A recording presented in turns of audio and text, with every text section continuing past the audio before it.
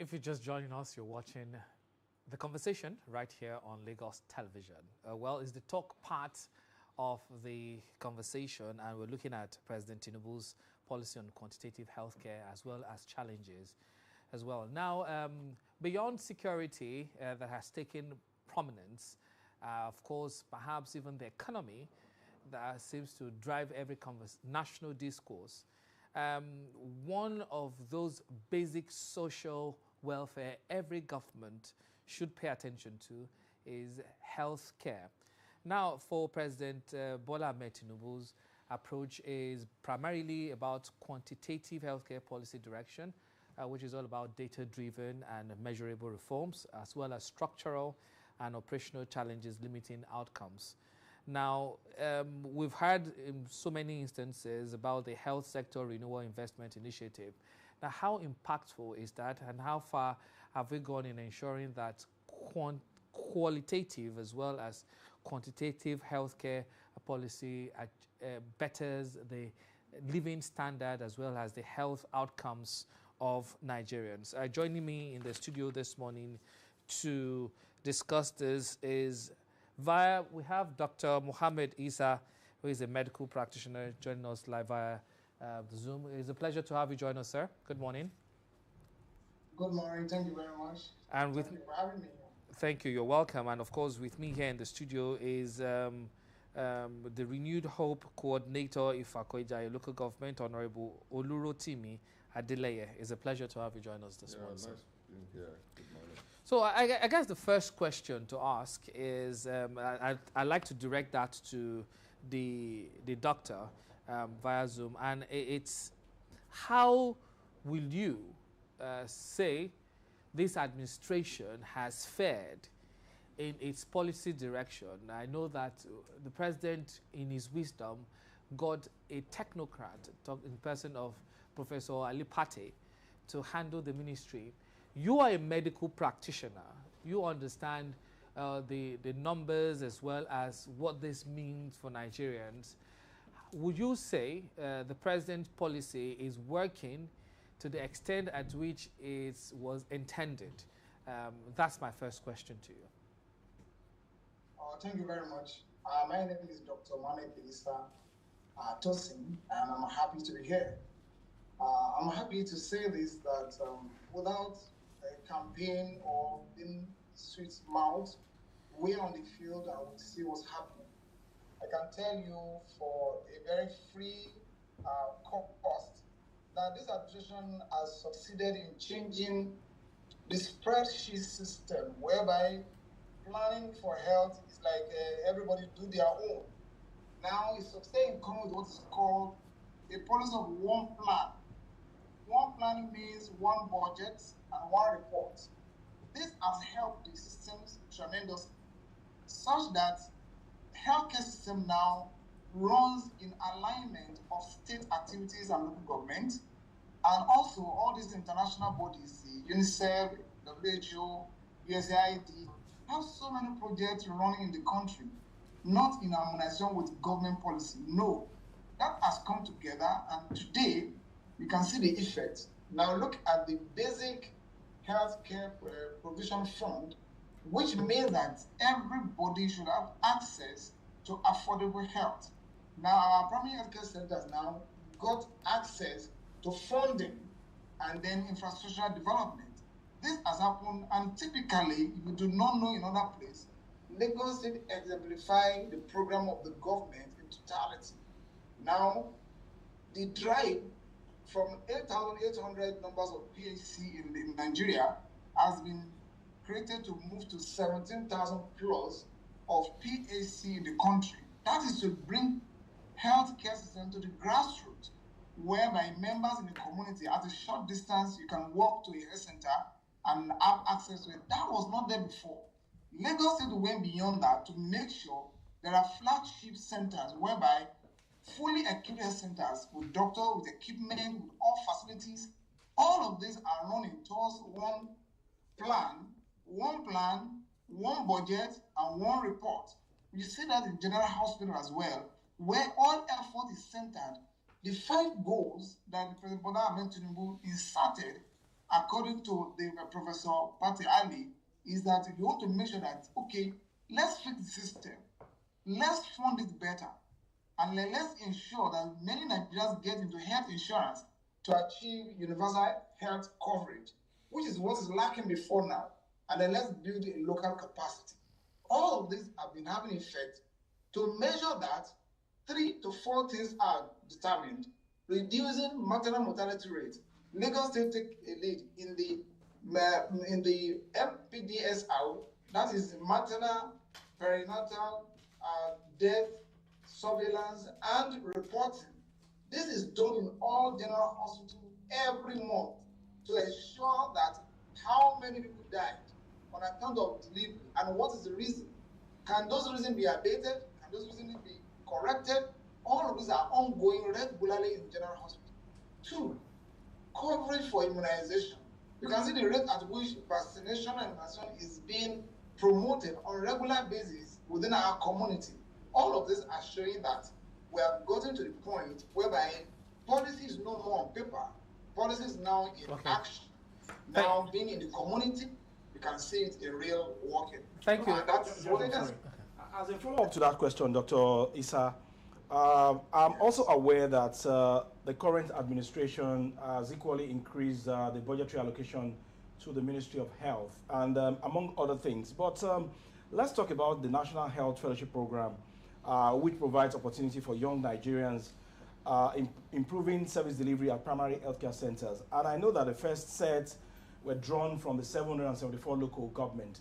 Have we started seeing the impact of this fellowship program already? Well, the impact of the fellowship is in the area of monitoring and accountability. Yeah. In the AOP of the federal government, that's the annual operating plan. Now the National Fellows Program and the Public Financial Management Officers, these two groups have now been delegated to all the 774 government to begin monitoring and see whether the plan of the government is being implemented and whether those funds are actually being used appropriately. We are beginning to see that they have just resumed to work and they need to understand what's on ground first and begin to work on that. So that has started in some local government. I won't be able to say for some other areas, but in Lagos, you'll find some of them that have reported and now begin to find information between the Ministry of Health, the Health Service Commission, Primary Health Care Board, and the local government. They are beginning to get facts they are going to work with to now to see are those factors or those things that the government wants to do, are they in place? They just started working in some parts of local government in Lagos State that I can actually verify.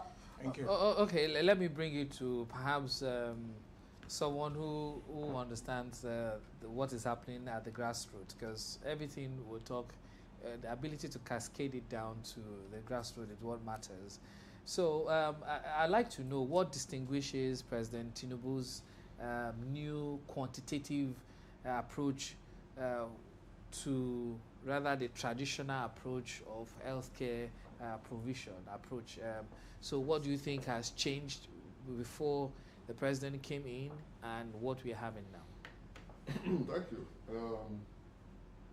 Essentially, if we're going to talk about healthcare, for me, assessing President Bola Ahmed Tinubu, we have to just look at it this way. We look at where we were. We look at where we are. We look at where we are heading. And what does all of this has and what it means for ordinary Nigerians. Where we were before, there are very, very poor issues of primary health care. We all know that.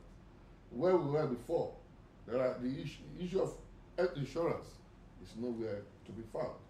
Where we were before, when we talk about attending to emergency, as it regards when issue happens in this country, it's not anything that is as fast as that.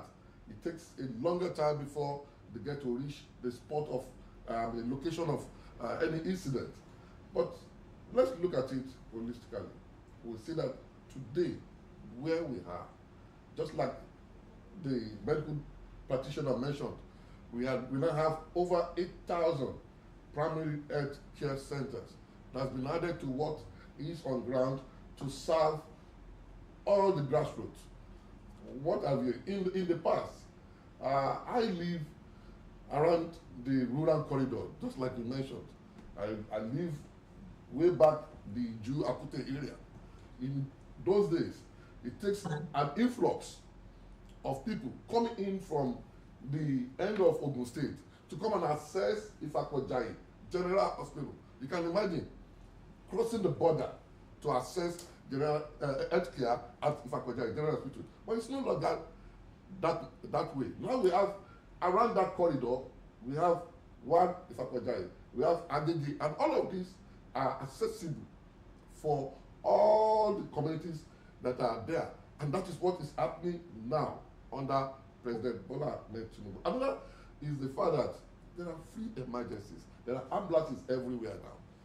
When you travel now, you find out. And the ambulances in Lagos, I don't know about Ogun State. when you say everywhere, that's the subject of. Yeah. But what remains is that if you check very well, it's not anymore the way it were then. That's why we have to look at it in that manner. Where we were before, where we are now, and where we are heading to. You see, in the past, healthcare matter used to be ad hoc approach. But now it's a wide range of system of reform that Asiwaju is putting in place. And you know, the kind of president we have is not a president that's attending to the matter of today. It's a president that is strategic, looking at what can happen in the next few years and the possibility of sustainability. And that is the kind of healthcare system we have now. Not just taking it off, attending to issues that are happening on the spot, but planning, long-range planning. How are we going to take it? And that's what we call real healthcare administration.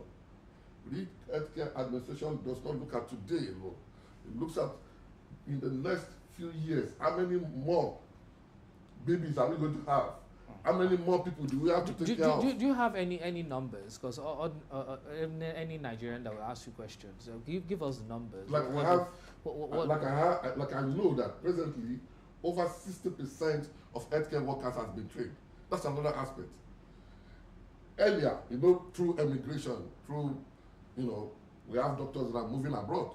But now, this particular administration has provided training for them. All the things that they're lacking is providing for them. Over 60% have been trained as we speak. And that has actually empowered the workforce of health system in this country. Okay, Dr. Isa, let me come to you now. Yeah. You are on the field, you relate with some of your colleagues, and I know that you're widely traveled. Can you hear what I'm saying? Yeah, I can hear you. Okay, I know that you are on the field, you have the figures, and you are widely traveled, and you get information from some of your colleagues in other parts of the country. In terms of consumer confidence and service delivery at our primary healthcare level, is it getting better, and has that reduced the pressure on our secondary facilities? Well, thank you very much. Before I go into that deeply, let me really add to what the Honorable just said there. Now, President Bola Ahmed Tinubu is not just being celebrated for what he can do. We are looking at what he has done. In Lagos State, during his time in Lagos State, when Dr. Lekepito was the Commissioner for Health, remember, that was when Lasan Bus was created. And that was when you locate emergency ambulances in different locations all over Lagos State. And that time too, it was implementable and was operable, whereby if something happened on the bridge of Antony, somebody is there to pick him up. If something happened along the Ibadan Expressway, an ambulance is somewhere there to pick the person up. If it happens somewhere in Mushin side, this is strategically located. That has been done, which means he has the focus, he has the understanding of what is expected. So coming back to your question, as case may be, now I work in a general hospital. That's our secondary centers, and I can tell you the volume that comes in there has beginning to change from what used to be. In our GOPD, where we are talking about 400 patients in a day, now we begin to see 250 patients. And we begin to ask ourselves, where are the others? Because we have a health center that's not far from us. We realize that many people are beginning to go there. Again, to confirm that, most of our women that want to get vaccination for their babies don't even come to general hospital anymore. General hospital have a child welfare department where they give vaccination to children. Before now, it's volume like a market going. But now, it's been split into pieces, whereby the general hospital attend to babies that were born in the general hospital. Why other babies born somewhere else now? Okay, we seem to be having a problem with the network. We'll come back to Olurotimi, who is right here in the studio with us. Joshua. Okay, I'd like to know, because one of the major challenges that Nigeria has faced in recent years, even with the budget, 2024 budget, 2025 budget, is the shortfall in funding the budget. And I'm sure that you're aware of someone that came to the members of the National Assembly during the budget defense that said, my ministry only got 50 million naira to prosecute the budget for the year. So my question is, there has been so many international shortfalls in funding. We've had issues with USAID thanks to Donald Trump. So many international organizations are reviewing costs. Don't forget that they have so many projects from malaria to tuberculosis and all that. So how for Nigeria, let me bring it back home now. How do you think there has been some kind of re-engineering in terms of funding the health sector that will bring about, the number I'm seeing here is in about 69 to 70% of healthcare financing comes directly from individuals paying at the point of service. That's why we're looking for insurance fund now as against the out-of-pocket this. So how do we deal with the healthcare, or has the president done something in that regard? Okay, Rotimi, before you respond to that question, we seem to be having some issues, so we'll need to go on a very short break at this moment on the conversation. We'll be right back. Stay with us.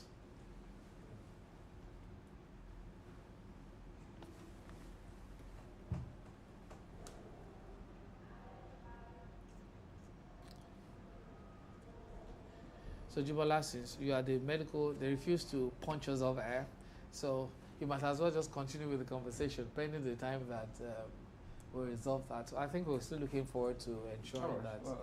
Let's go on. Your response to Joshua's question. Okay. Let me say that our president is a very strategic man. What he has done is he has provided what we call basic primary healthcare provision funds.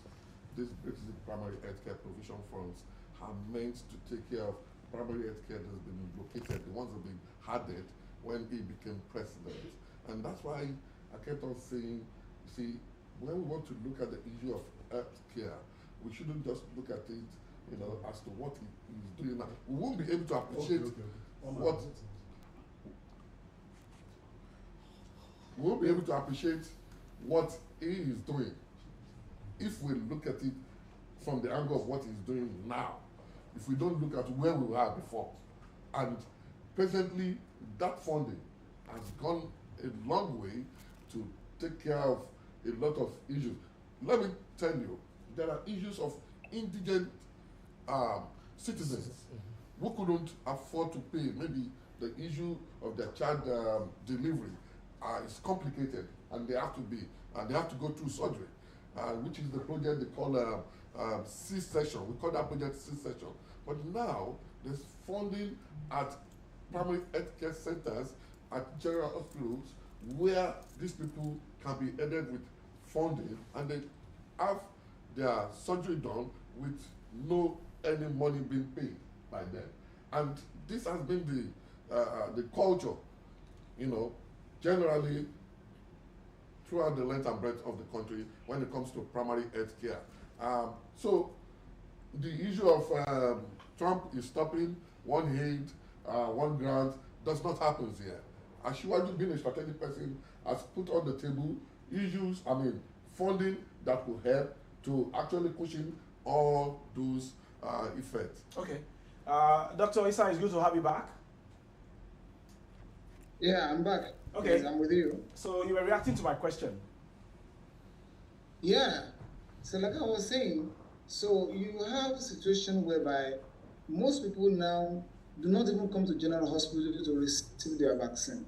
And that's one of the hallmark in this project of one plan, one budget, one reporting, whereby vaccination all over the country is being, carried out in a way that virtually every child that's eligible to receive vaccine is receiving it close to their doorstep. So the general hospital now is relieved of that. Similarly, our tertiary centers like the LASUT, Luth, Federal Medical Center, Kilometer, they got some relief on account of the volume is no more like before. That's an evidence to tell that it's been working. And if this continues, though it's just at the start stage, like we in the private can see that it's just picking up, but if it is further enforced and monitoring is consistent, then resource allocation using the Basic Health Care Provision Fund as an instrument whereby a budget linking of all activities, like you said, is data-driven, whereby you are linking all the activities from the health center to the state and to the federal government budget, then decentralizing the financing system becomes better, whereby those health centers become upgraded, and then revenue funding can now be better. So all of these are beginning to happen, but I can tell you it's still in the early stage of the event. And I started to use this as a campaign platform. If this administration is giving an opportunity of next one, probably what we are seeing in the beginning stage. Dr. Isa, you will pay for this advance. You will pay for this advice. I know where to come and collect it. As a campaign manager, I could do that better if I'm paid for that. Anyway, there was a question I posed to Honorable here before you went on technical break, and that is the issue of funding with major donors, international organizations that fund so many projects in the country backing off due to the policies of President Donald Trump, as well as other governments across the world trying to protect their own interests. I said, so how has this present administration addressed the shortfall in funding? Don't forget that we've not been able to even optimally fund 2024-2025 budget, not to talk of even 2026, as well as how do you deal with federal government only funding the healthcare sector with 12% of the budget? Okay, well, I wish we can have maybe a budget analyst here, but I can tell you with what I know from healthcare system, the percentage has not been up to that for years, and with that percentage, that's a moving forward percentage. Two is that this particular administration, I said in my introduction, cancelled or forced an harmonization of all these United Nations, WHO projects in Nigeria, because Nigeria healthcare system before depends on what is called donor-led healthcare system. Now he said, no, we cannot continue doing that. And that's why the healthcare system is not reaching out to the right people. It becomes an uneven healthcare access, where the urban are getting more access to health, even the rural are suffering.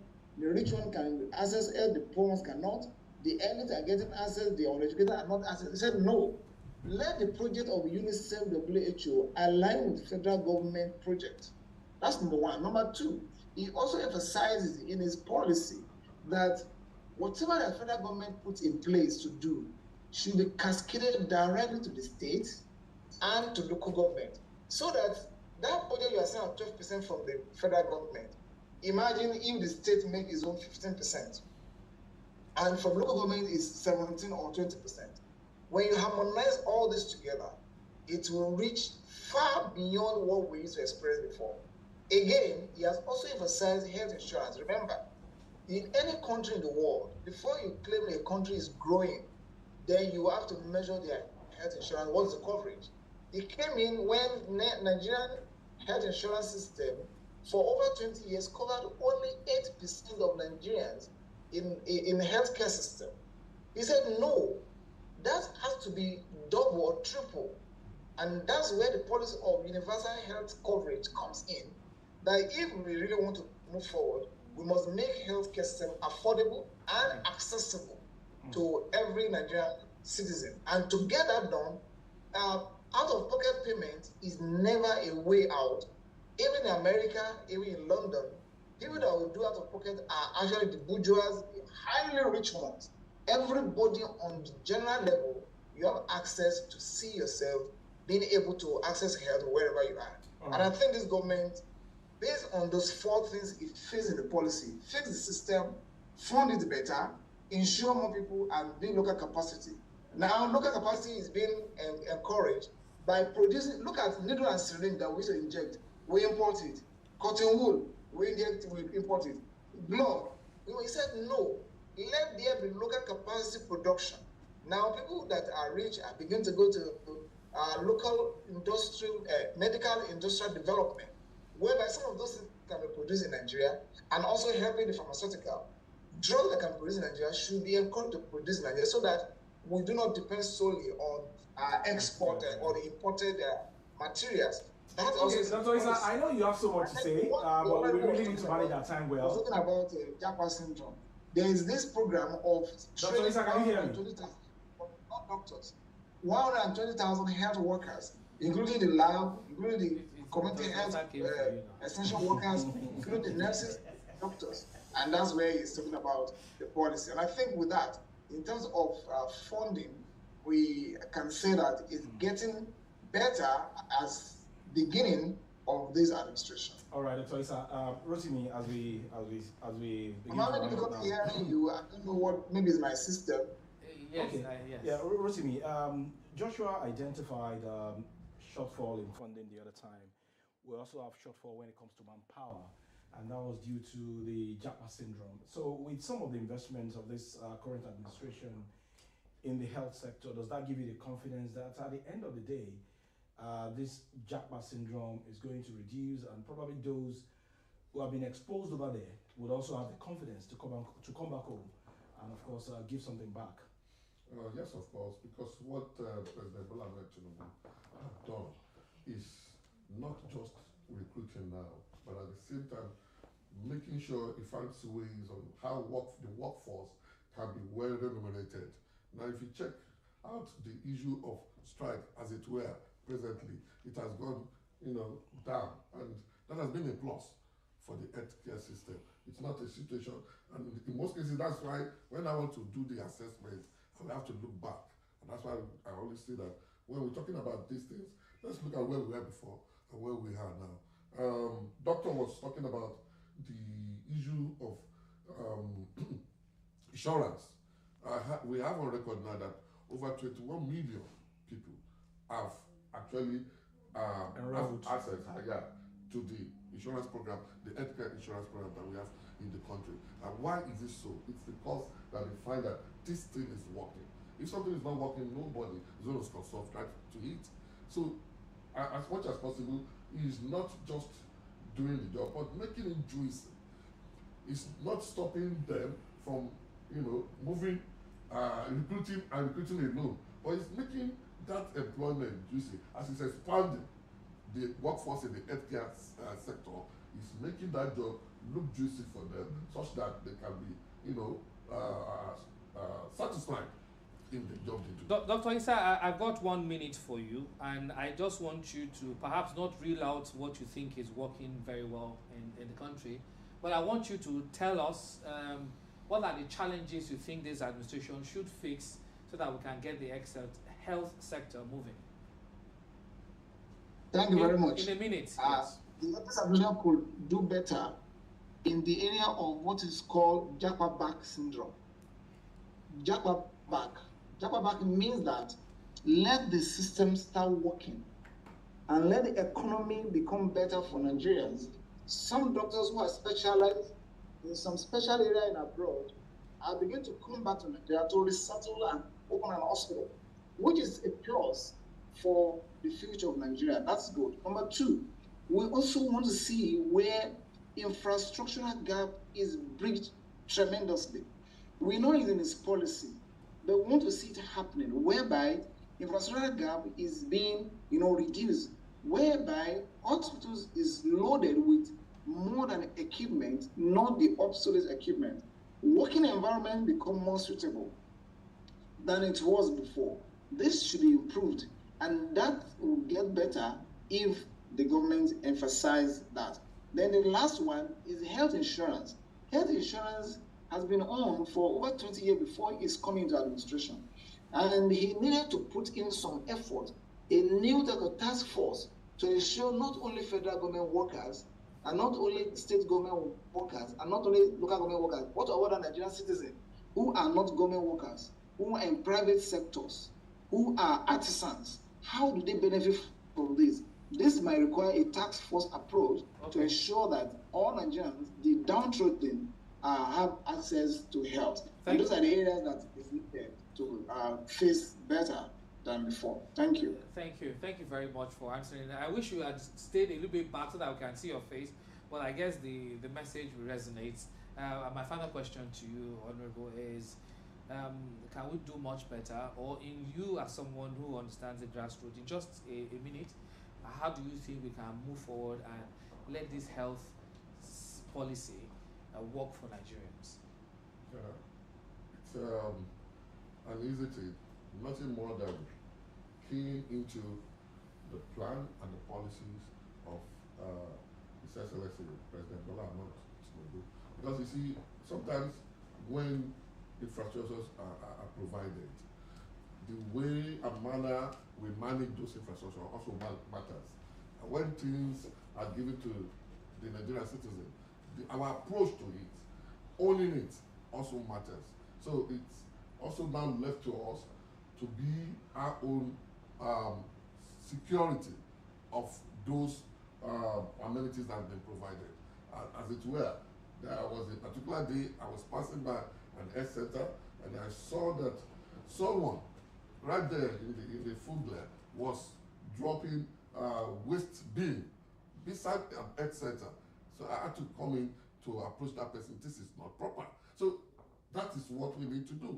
When these things are provided by the government, it's our own responsibility to own it and make it better. Thank you. Thank you very much, Honorable Olurotimi Adeleye, Renewed Hope Coordinator, Ifako-Ijaiye Local Government.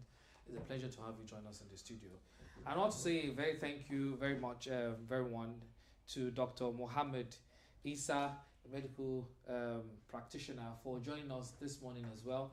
Thank you for elucidating well as to what is happening with the federal government policy on quantitative healthcare, as well as the challenges we think we can surmount. Thank you for having us, for joining us this morning. Well, that's about it for this part of the conversation on national level. Bingpe has been itching to get the conversation going, as well as Joy, as far as the conversation on the state level is concerned. We'll take a very short break. We'll be right back. The conversation continues. Don't go anywhere.